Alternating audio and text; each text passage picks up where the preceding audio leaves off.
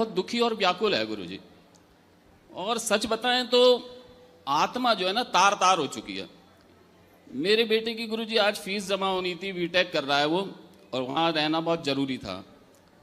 लेकिन मैंने सब छोड़ छाड़ के तय किया कि नहीं, कि अगर हम बोलेंगे नहीं, चुप रहेंगे, तो हमारी लड़ाई कौन लड़ेगा।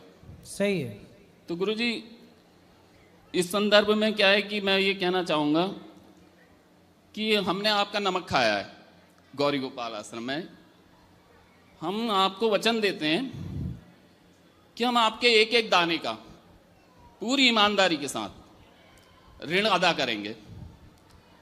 और आपके लिए मेरा और आपका अलग अलग नहीं है, हम दोनों का सनातन संस्कृति एक है। हम दोनों और हम सब ये चाहते हैं कि हमारे देश में हमारे बच्चे पढ़ें लिखें, योग्य बने, पर अपने संस्कारों को ना भूलें। बस इतनी सी बात है।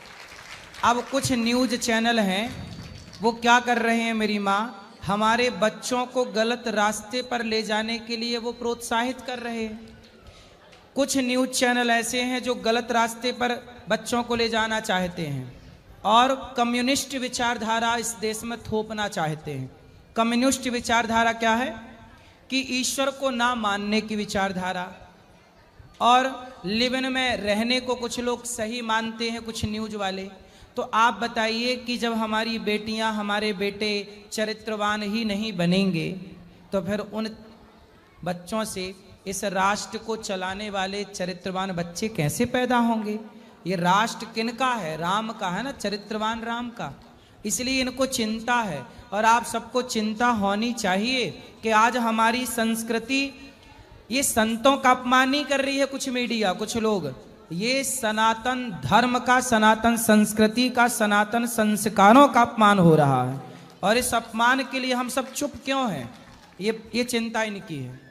गुरुजी हम ये भी कहना चाहते हैं कि हम आपके लिए, प्रेमानंद जी महाराज जी, जितने भी साधु संत हैं, उनके लिए 365 दिन और 24 घंटे तन मन धन के साथ पूरी तरीके से समर्पित हैं।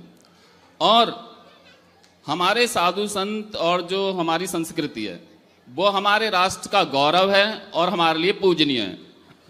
अगर कभी हमारे प्राणों की आहुति की जरूरत पड़ी तो हम पूरी तरीके से मन बना चुके हैं और समर्पित हैं। गुरुजी हमारा क्या है कि कुछ सवाल जवाब और कुछ सत्य घटनाएं हैं प्रमाण के साथ, जो मैं आपके सामने रखना, मतलब समाज के सामने रखना चाहता हूं। और ये घटनाएं और जो सवाल जवाब हैं वो हमारे जो मासूम बच्चे और जो युवा हैं, जो गुरुकुल के अभाव और पश्चिमी सभ्यता के प्रभाव के कारण इस जो हमारी सनातन संस्कृति है विराट, उसकी शक्ति को और हमारे साधु संतों के जो मार्गदर्शन है और उनके महत्व को, वो दूर जा चुकी है पश्चिमी सभ्यता के प्रभाव के कारण और गुरुकुल के अभाव के कारण। बिल्कुल है ना। तो गुरुजी मैं जो सवाल और कुछ जवाब जो अक्सर उल्टे सीधे पूछे जाते हैं और कुछ सत्य घटनाएं, वो क्या करेंगी, उनकी आंखें खोलने में सहायक सिद्ध होंगी जी। तो गुरुजी सवाल, दिक्कत यहाँ है कि वो सवाल जवाब जो हैं और जो सत्य घटनाएं वो बहुत लंबा समय चाहती हैं, उनको पर्याप्त समय चाहिए। तो मैं आप जो है प्रश्नोत्तरी के माध्यम से अलग अलग खंडों में मैं आपको बता पाऊंगा। तो मैं पहली एक घटना बताना चाहता हूं आपको, बिल्कुल सत्य।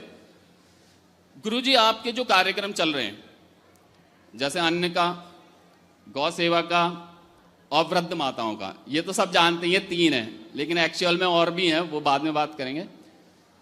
तो जो गौ माता है, मैं उसका जो असर है, वो हमारी माता क्यों है, वो मैं बताना चाहता हूं। और मैंने खुद पे अनुभव हुए हैं, और एक नहीं कई हैं। तो मैं पहले आपको एक छोटी घटना बताता हूं। मेरे लिए मतलब सब छोटी कहना भी गलत है, कि हमारे पिताजी थे, श्री हीरा वल्लभ पांडे जी उनका नाम था, अब वो इस दुनिया में नहीं है। तो जब वो 80 वर्ष के थे तो उनकी आंखों का गुरुजी ऑपरेशन हुआ मोतियाबिंद का। तो जब मोतियाबिंद का ऑपरेशन हुआ तो हमारे शहर मुरादाबाद में बहुत ईमानदार और बहुत ही अच्छे डॉक्टर हैं, उनका नाम अनिल कुमार जी है। तो गुरुजी मैंने उनसे ये कहा कि हमारे पिताजी की आंखों में आप बहुत बढ़िया लेंस डालिएगा, आप जितने पैसे खर्च हों मैं उतने खर्च करने को तैयार हूं। उन्हें ये नहीं लगना चाहिए कि मेरे बेटे ने कोई हल्का फुल्का लेंस डलवा दिया जी। तो गुरुजी उन्होंने मुझसे एक बात कही, बोले भाई देखो विनोद, तुम महंगा लेंस डलवाने की जरूरत नहीं है। वो ईमानदार थे। मैंने कहा डॉक्टर साहब क्यों? बोले आप इसमें चाहो तो बिल्कुल सस्ते से सस्ता 1000-1200 का एक लेंस आता है, वो डलवा सकते हो। तो मैंने कहा ऐसा क्यों गुरुजी? मैंने कहा डॉक्टर साहब ऐसा क्यों? वो बोले बेटे जो तुम्हारे पिताजी की आंखें हैं ना, बोले लेंस से असर नहीं होता है दिखाई देने में, बोले पर्दे की रोशनी से दिखना संभव होता है। और बोले तुम्हारे पिताजी की जो पर्दे की रोशनी है वो एक 20 साल के लड़के की तरह है। बोले हमने आज तक ऐसी रोशनी देखी नहीं। तो मैंने फिर भी कहा मैंने कोई बात नहीं, आप बढ़िया से बढ़िया लेंस डाल दीजिए और हमारे पिताजी को पता नहीं लगना चाहिए। फिर मैं घर में आया और फिर बात चली तो मैंने बताया सबको। तो हमारे पिताजी और हमारी माताजी ने बताया, बोले बेटे इसका राज बताएं तुम्हें, कि बोले हमने 25 साल तक, मेरे पापा बोले कि मैंने 30 गाय चराई हैं, कि 30 गायों को वो चराते थे, उसका दूध, उसका घी और मक्खन, बोले वो मैं खाता था। तो गुरुजी वो 85, तो उसका असर था वो। तो हमारी गाय माता का जो मैं आपको बता रहा हूँ, ये एक छोटी सी बात है, अभी ऐसी बहुत सारी घटनाएं। सही है, सही है। तो गाय उसका का असर दूध ये दही था, कोई खाए तो ऐसी छोटी मोटी बीमारी लगे ही ना उससे। तो उसमें ये था कि आंख की जो रोशनी थी पर्दे की, वो 20 साल के बच्चे के बराबर थी। और गुरुजी 85 साल की उम्र तक ना उनको डायबिटीज थी, ना उनको बीपी था, ना कोई घुटने का रोग था। और वो अपनी 10-20 बीघा की हमारी खेती है वो अकेले करते रहते थे। तो ये हमारी गौ माता का जो प्रभाव है, जो लोग सवाल खड़ा करते हैं, ये उनको जवाब है कि हमारी गौ माता क्यों माता है और क्यों पूजनीय है। और गुरुजी इसके बाद में जो है अगले चरण में, क्योंकि समय ज्यादा लग रहा है आपको, और जब सनातन धर्म में गाय की सेवा जब तक हम सब ने की, तब तक हमारे यहाँ हॉस्पिटलों की जरूरत नहीं पड़ी। वो गाय जब से घर से गई तब से हॉस्पिटलों की जरूरत पड़ गई। इसलिए गाय अपने आप में एक चलती फिरती डॉक्टर है। उसका दूध अमृत है, दही अमृत है, छाछ अमृत है, घी अमृत है।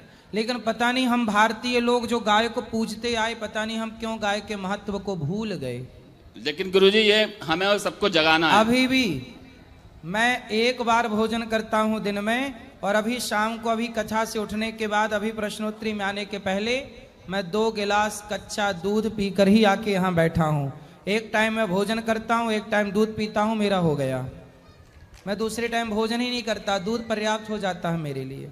मैं खुद 12 महीने दूध पे रहता हूँ। एक टाइम भोजन, एक टाइम दूध, एक टाइम भोजन, एक टाइम दूध, कच्चा दूध। अच्छा गुरुजी, मैं आपको जो है बहुत अच्छा लगा जी, गाय के लिए आपने इतनी अच्छी बात की। खुश रहिए। धन्यवाद, प्रणाम गुरुजी। महाराज जी के चरणों में कोटि कोटि प्रणाम जी। महाराज जी, मैंने एक रैप लिखा है, वो आपकी जो इस समय पर सवाल जवाब उठ रहे हैं उसको दिखाने के लिए कि एक्चुअल में क्या है। सुनाओ। वृद्ध माता की सेवा में जब सामने कोई भी आया नहीं, कोसती है वो माँ खुद को जिसने अनिरुद्ध सा बेटा पाया नहीं। गौरी गोपाल आश्रम से भूखा कोई भगाया नहीं, वो हिंदू ही क्या जिसने हिंदू का गुणगान गाया नहीं। नित्य प्रतिदिन भोजन बनता 30,000 लोगों का, हर रोज इलाज होता जन कितने सारे रोगों का। रीलों में जो देखते हो उसमें आदि भी सच्चाई नहीं होती, ना करते ये धर्म पुण्य तो एक भी माता आई न होती। और हंसकर हाल कह देते हो ये धर्म का कोरा धंधा है, मैं कहूँ तो इस देश का मीडिया तंत्री सबसे गंदा है। तंज कसे जाते जाते हैं, सच छुपाया जाता है। इस देश में मीडिया के द्वारा संतों को बेशरम बताया जाता है। धर्म की सीख इन सबको उल्टी लगती है। इस देश की मीडिया क्यों संतों से इतना जलती है? जिस संत पर उंगली उठा रहे तुम क्या जानो उसके बारे में? घर के घर बिक जाएंगे तुम्हारे उसके एक दिन के गौशाला के चारे में। वो सब कुछ लुटा देता है, न कुछ भी शेष रहता है। वो संत सही को सही, गलत को गलत कहता है, और इसमें कोई दोहराए नहीं। सही को सही कहना अन्याय नहीं। आज सिर्फ भोग विलास की इच्छा रखने वाले ही विरोध में है। वो पवित्रता के रोग में है। खुद को सती सावित्री कहलवाना चाहते हैं। वृंदावन में ज्यादातर बस रील बनाने आते हैं। छोटे छोटे कपड़े पहनकर क्या दर्शाते हैं? मुंह पर राधे राधे लिखाकर राधे कृष्ण थोड़ी बन जाते हैं। आश्रम में इनके हर माता का रखा जाता ख्याल है। जो आता है वृंदावन वो जाता बांके बिहारी, फिर जाता सीधा गौरी गोपाल है। इतना भव्य आश्रम जिसका कोई भी बेजोड़ नहीं, फिर भी मुझको पैसे का दिखा कहीं पे बोर्ड नहीं। यही तो मानवता है, इसका कैसे बखान करूं? शब्द कम पड़ जाएंगे मेरे जो कर्मों का गुणगान करूं। जिनके बच्चों ने भी ठुकरा दिया उन बूढ़ी माताओं को तुमने दिया सहारा है। और कर्ण के बाद दानवीरों में अगला नाम तुम्हारा है। बहुत सुंदर लिखा है आपने। यहाँ आइए मंच में। ये आपने लिखा है और आपने ही गाया है। वाह, बहुत सुंदर। देखिए, आप जैसे युवा आप जाग रहे हैं। मीडिया के पास इतना पैसा है, मीडिया के पास इतना बड़ा पावर है, लेकिन उसका पावर, उसका पैसा आपकी श्रद्धा और आपके विश्वास के आगे फीका है। खुश रहिए, खुश रहिए, खुश रहिए।